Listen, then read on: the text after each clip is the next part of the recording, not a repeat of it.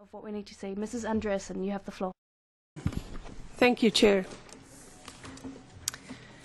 While I agree that invoices have to be paid, in any organization in the world, before you pay the invoices, you ensure that the services and the projects have actually been fulfilled.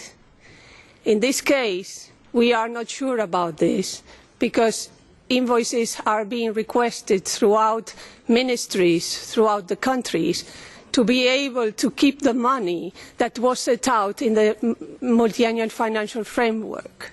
So actually, yes, we have to pay the invoices if the invoices are real. And there is no proof right now that those invoices that they claim they have to pay are real. One of the proofs would be that the different sectors would be up in arms asking for the money. I don't see anybody up in arms in any of the member states for the funding coming from the European Union. I see many people up in arms in different member states for the austerity measures. I see people in Spain jumping out of the window because they are being evicted. Do you think that these people care about the Erasmus programme, Mr. Lamassoure and colleagues? No, they couldn't care less. They have other things they are worried about.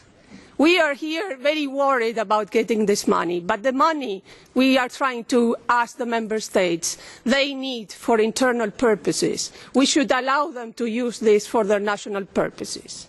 Thank you.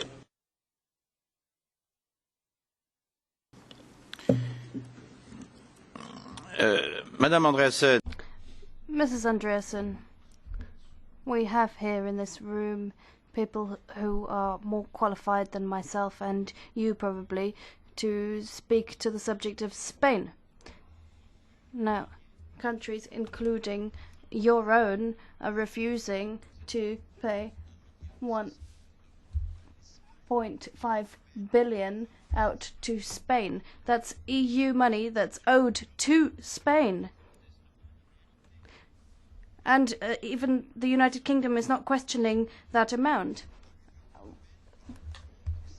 1.8 billion for Italy, 1.5 billion for Poland. Now, certain people, perhaps you wouldn't say this, might say, well, these are Club Med countries, they're not serious countries, but I do take these countries seriously. Germany owes